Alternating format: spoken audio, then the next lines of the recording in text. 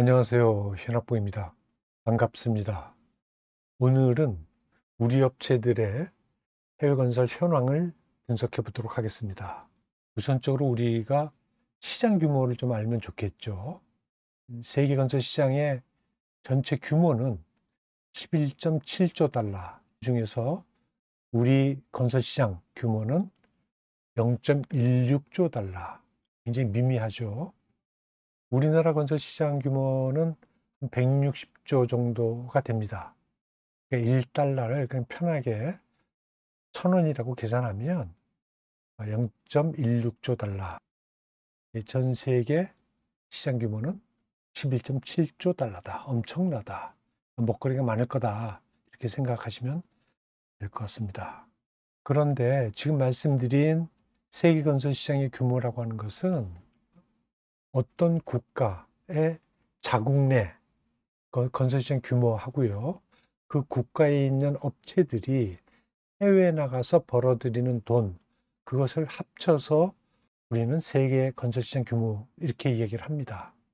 그러니까 순수하게 어떤 국가에 있는 업체들이 밖에 나가서 벌어들이는 돈을 이야기하는 것이 아니기 때문에 우리가 관심을 가져야 될 것은 그 세계 건설 시장의 규모 중에서 그 국가의 업체들이 밖에 나가서 벌어들이는 돈, 이것이 진정한 해외 건설 시장 규모라고 할 수 있겠죠.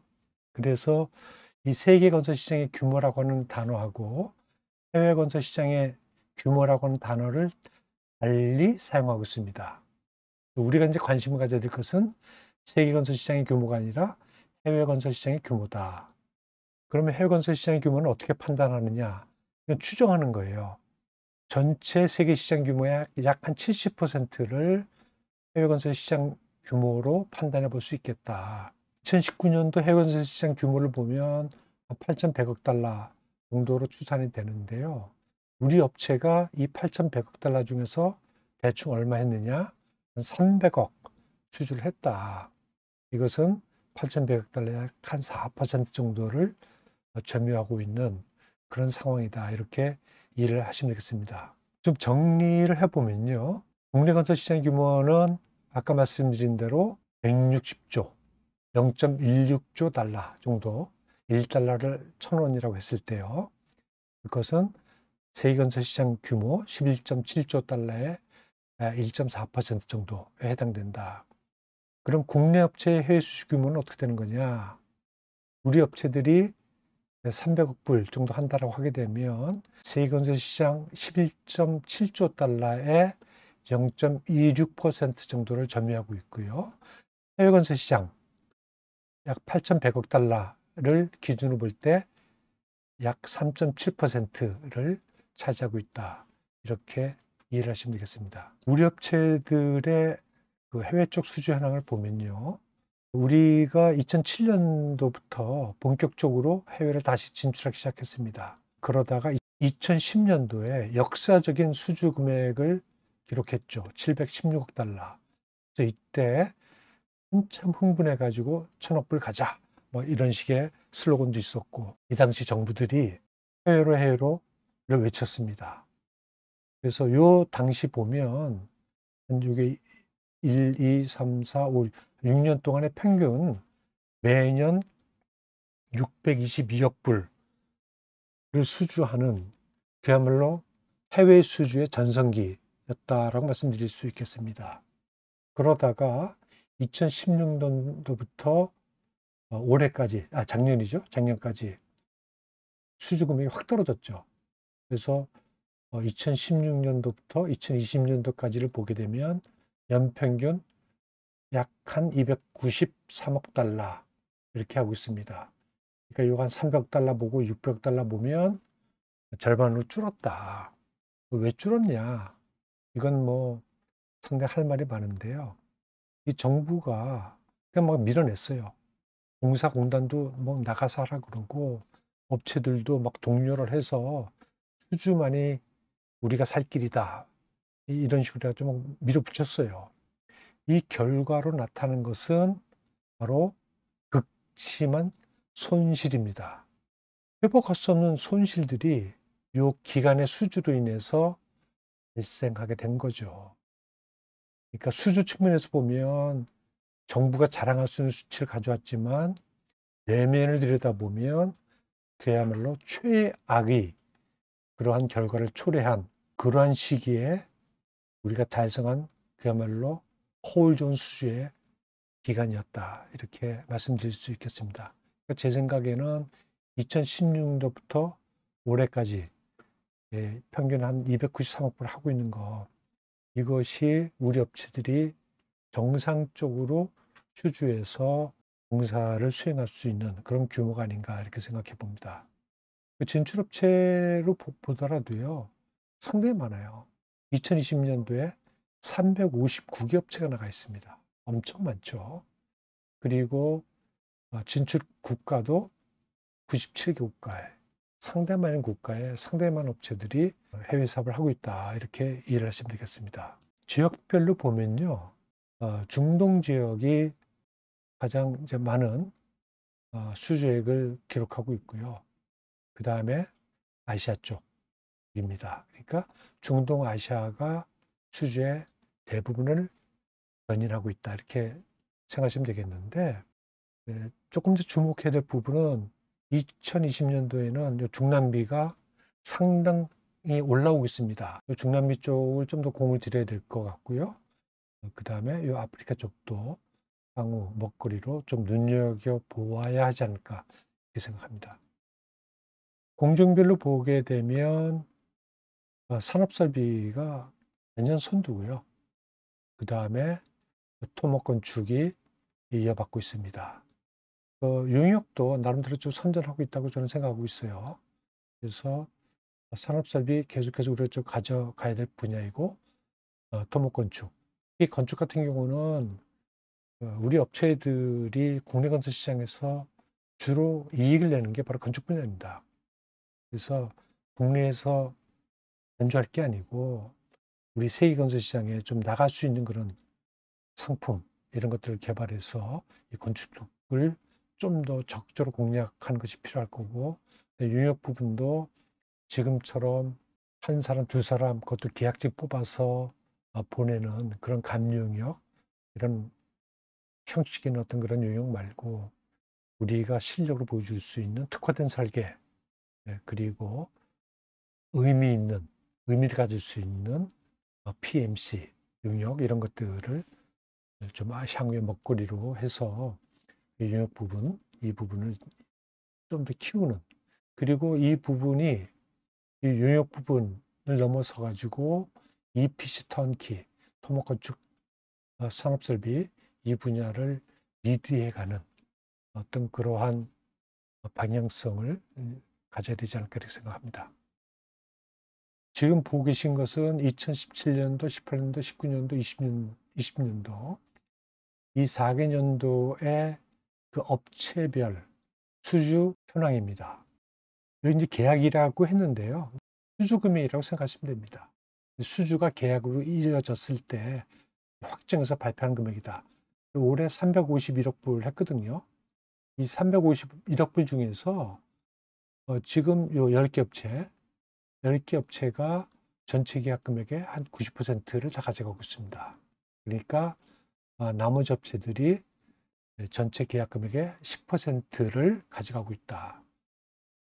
그래서 아까 보신 자를 다시 한번 보게 되면요.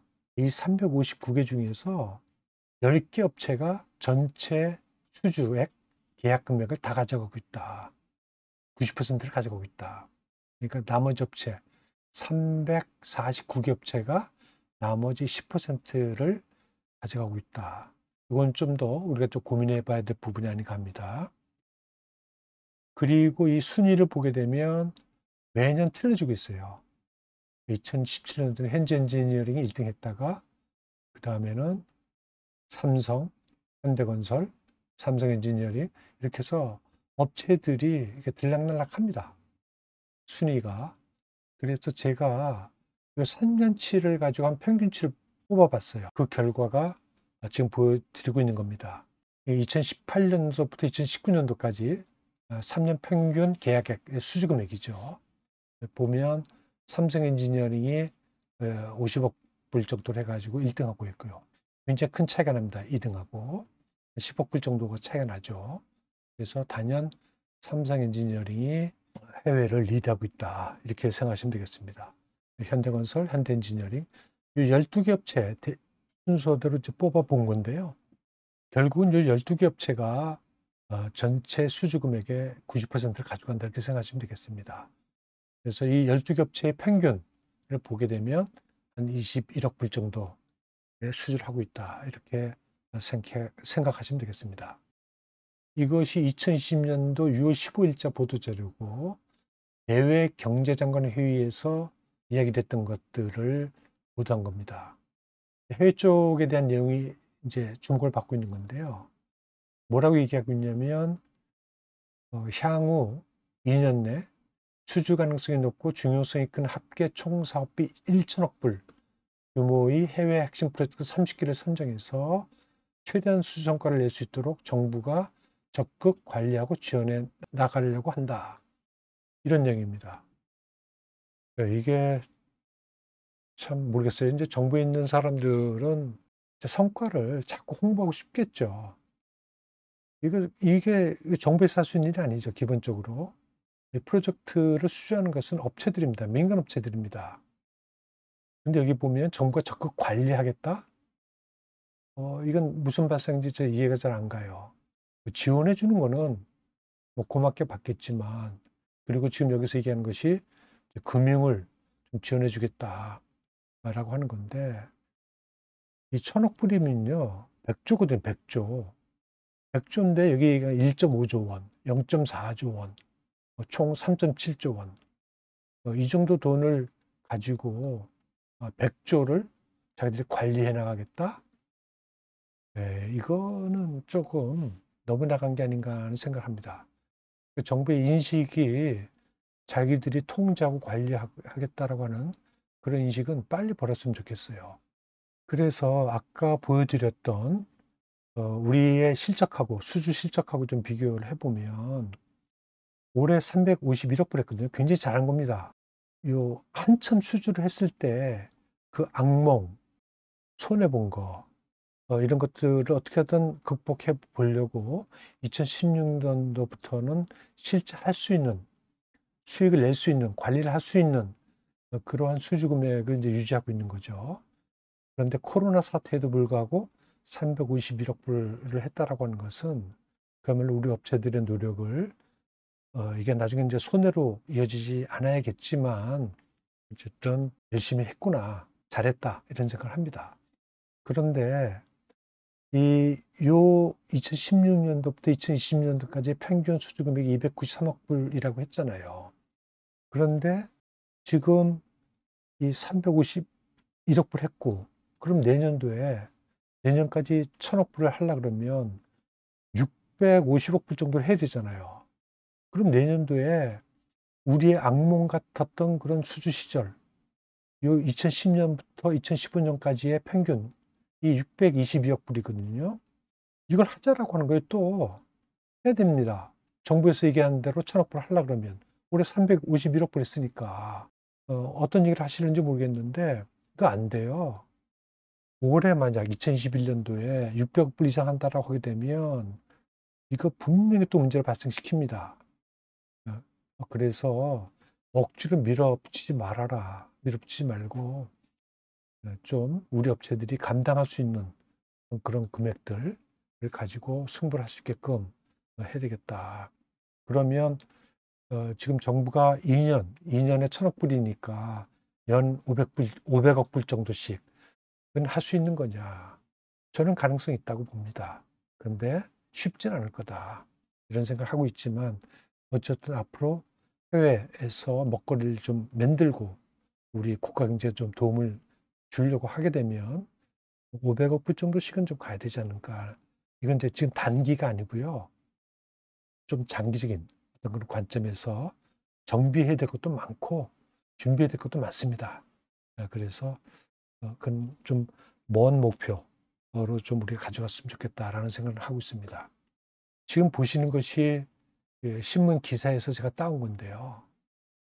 이거 2020년도에 이게 이제 그 보도된 자료인데 한겨레 한국전력이 해외에서 10년간, 그 10년간 1조 손실 발생시켰다. 그리고 이것도 기구한 글인데요. 2014년도, 그러니까 2013년도에 그 다음 연도 해를 예측한 건데 2014년도 해건설 잘못하면 손실만 20조 원 간다. 좀 극단적이긴 하지만 이런 어떤 염려를 하는 그런 기사들도 있고요. 2015년도는 참 대단했죠. 삼성 엔지니어링 1기 회사가 1조 원대 손실.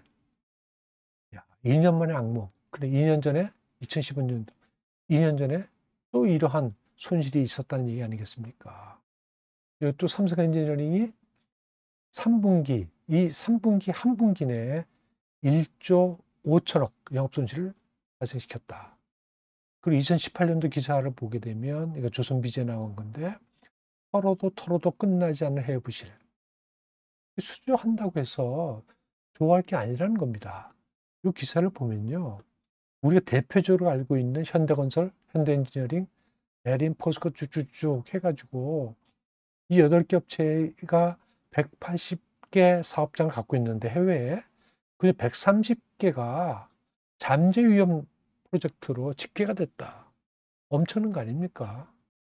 그러니까 해외를 그냥 말한다고 된다. 되는 그런 시장. 수주만 하면 된다. 이거는 정부가 자기 아무리 홍보를 하고 싶어 하더라도 이러면 안 되는 겁니다. 이미 우리는 경험을 갖고 있잖아요. 그래서 좀 조심해야 된다. 해외는 그만큼 리스크가 크다라고 하는 것을 인식해야 됩니다. 그렇다고 포기하자라고 하는 게 아니에요. 우리 먹거리 해외에서 찾아야 된다.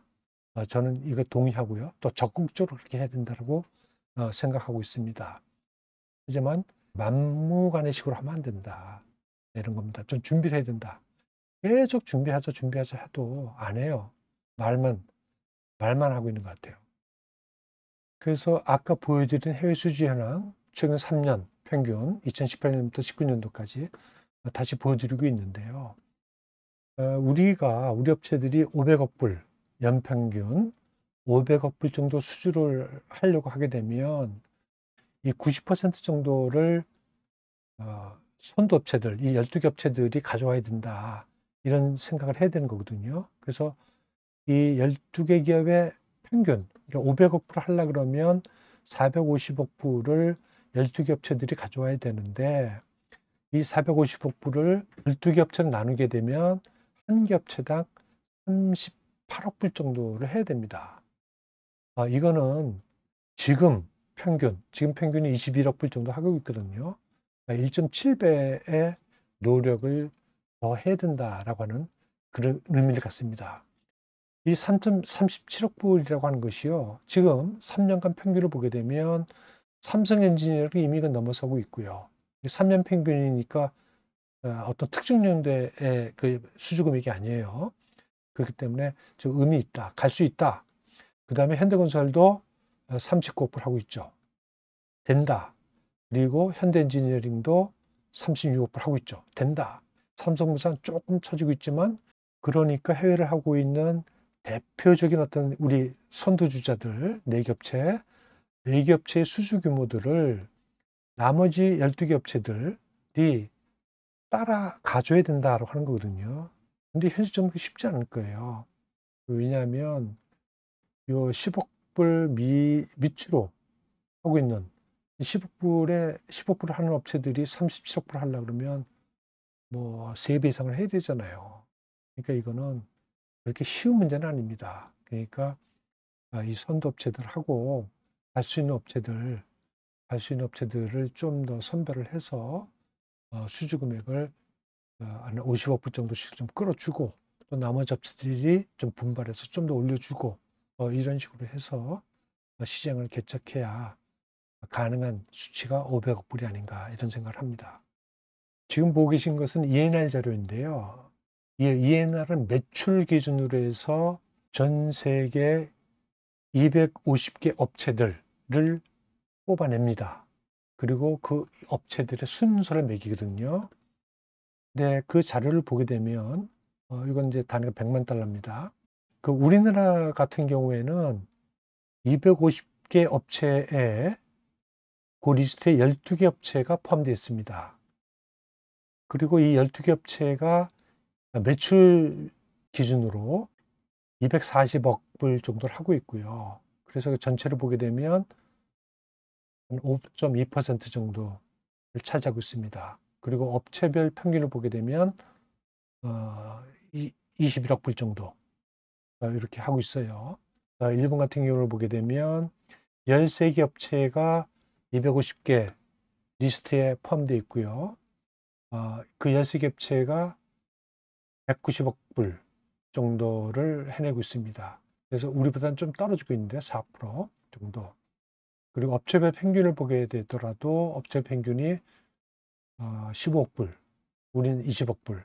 우리보다는 조금 떨어지고 있죠. 그런데 13개 업체고 우리는 12개 업체다. 이런 이제 차이가 있다. 이렇게 보시면 되겠고요. 그 다음에 주목해야 될 게 중국 업체들인데요. 중국은 무려 74개 업체가 250개 업체 중에 포함되어 있습니다. 그리고 이 74개 업체가 전체 매출, 2019년도 매출을 얼마 하고 있냐면 1200억 불입니다. 우리 정부에서 얘기한 2년 내 1000억 불이 아니고요. 1년 동안 1200억 불. 엄청난 거죠.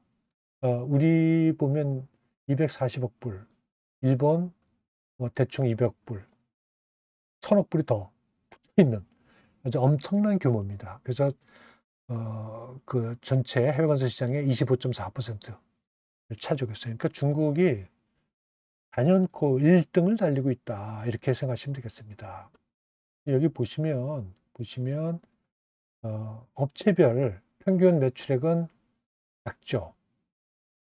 근데 일본보다는 커요. 일본보다 크고 우리보다는 좀 작은데 이 74개라는 업체를 생각해 보시게 되면 그 차이가 그렇게 큰 것도 아니다.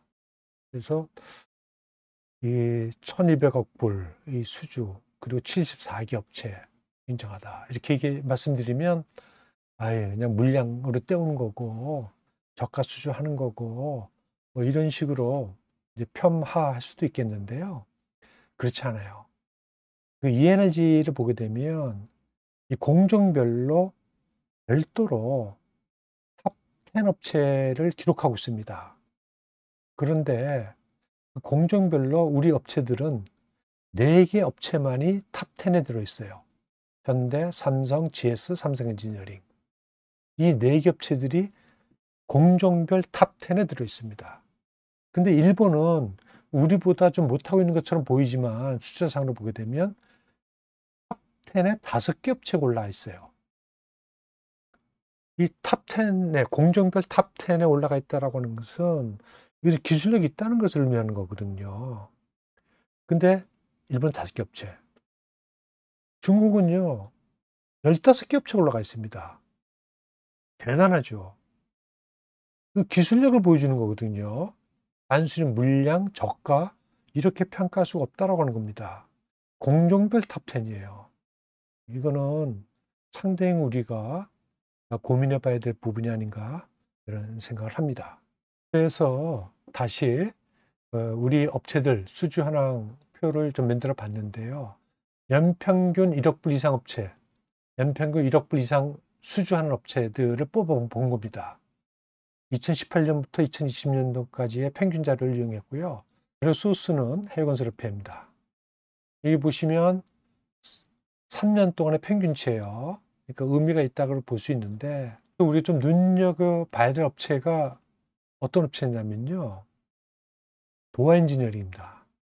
그 엔지니어링 업체가 물론 수주 금액을 보면 전체 350억 불, 300억 불 수주에 비하면 2억 5천만 불 정도를 하고 있으니까 뭐 그렇게 크지 않다라고 생각할 수 있겠지만 우리 정부도 그렇고 지금 막 떠들고 있는 게 뭐예요? 고부가가치로 가자, PMCM으로 가자, 엔지니어링 쪽으로 가자 라고 하고 있잖아요. 지금 도화가 앞서서 지금 리드하고 있다고 생각하시면 됩니다. 그러니까 이게 이제 엔지니어링 용역 분야인데 이걸 좀 더 키워가지고 EPC 분야, 또는 턴키 분야 이런 쪽을 도화가 먹고 끌고 나간다고 하게 되면 이거는 건설 판도를 다 뒤집을 수 있다고 하는 거예요. 그러니까 우리 엔지니어링 업체들의 나아갈 방향성을 보여주고 있는 게 아닌가 이런 생각이 들고요. 그 다음에 여기 보시면 삼보, 그 다음에 동아지질 이 업체들은 제가 굉장히 좋아하는 업체들인데요. 왜 좋아하냐면 이 업체들이 우리 중소중견 업체, 이게 전문 업체들이잖아요. 이 전문 업체들인데 해외에서 굉장히 잘하고 있어요. 수주액으로 보면 뭐 약 한 2억 불 정도 이렇게 한다. 또 1억 5천만 불 정도 한다. 이 전문 업체의 규모로 보면요.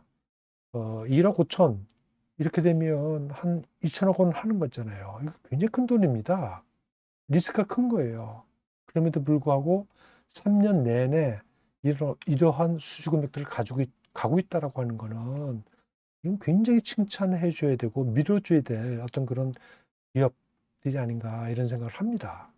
그래서 우리가 이 규모를 크게 갖고 있는 업체들만 쳐다볼 게 아니고 이 도엔지니어링 같이 어떤 그런 방향성을 달리하고 있는 그런 엔지니어링 업체들 그리고 삼보나 동아지질과 같은 이런 기술력을 갖고 있는 이런 업체들을 눈여겨보고 이런 업체들과 같은 수준으로 줄 수 있는 그런 업체들을 좀 발굴을 하고 적극적으로 좀 지원해 주는 그런 전략을 가져가야 되지 않을까 이런 생각을 합니다. 마지막으로요. 우리 업체들이 해외에서 이제 돈을 벌어와야 되잖아요. 수주하는 것도 수주하는 거지만 그러려 그러면 전문 분야별 전문성 결국 이제 해외 경쟁력이 되는 건데 그것들이 그 전문성에 대한 우리의 위치는 어디에 있는 건가를 좀 알아봤습니다. 설문조사를 해봤고요. 분야별 최고 점수를 100점으로 했을 때 각 분야별로 몇 점을 줄 수 있는지를 물어본 거예요. 여기 보면 이제 계약관리, 품질관리, 공정관리 이게 전부 다가 해외 건설의 경쟁력을 이야기하는 전문 분야입니다. 우리나라는 아예 이 분야들이 키워지고 있지 않죠. 그게 전부 다 컨설팅 영역이거든요. 이제 제가 이제 C+라고 하는 회사를 만들어 가지고 계약 관리, 클레임 분쟁 관리 이쪽을 이제 해보려고 하고 있는데 이 C+ 빼놓으면요, 전부 다 프리랜서들이고 아예 정부가 이 생각도 안 하고 있습니다. 이 업역도 없고요. 그렇게 해가지고 어떻게 해외를 할 수 있겠느냐 이런 생각이 드는 겁니다. 이 점수를 보면 전부 다 80점 아래예요. 아래. 가장 잘하고 있는 것이 이제 시공과 연계된 품질 관리인데 우리 대기업 같은 경우 80점 미칩니다. 77점. 우리 중소중견업체들은 62점이고요. 굉장히 중요하죠. 이 발주자가 원하는 것이 바로 이제 품질이잖아요. 그런데 해외 다른 업체들 100점을 기준으로 했을 때 이게 80점도 안 된다. 이게 문제가 있지 않겠습니까? 계약관리 같은 경우는 이제 70점. 뭐 전문업체들, 우리 중소중견업체들은 50점도 안 됩니다. 우리 그 중소중견업체들은요, 60점 미치에요, 전부 다 점수가. 이게 참 문제죠. 그러니까 이런 것들을 어떻게 할 것인가에 대한 진짜 진지한 고민을 해야 됩니다. 그렇지 않게 되면 수주 1,000억 불, 500억 불 하면 뭐합니까? 전부 다 손실로 이어질 수 있다. 이런 악몽을 재현하지 않기 위해서는 지금이라도 정부가 이 전문 분야를 어떻게 키울 것인가를 고민해야 됩니다. 그리고 이것을 어떻게 업역화 시켜줄 것인가 이런 것들을 고민해야 된다. 보세요. 클레임 관리 같은 경우 우리 대형업체들 62점, 인증관리 58점, 60점도 안 돼요. 전문업체들은 뭐 말할 것도 없고요.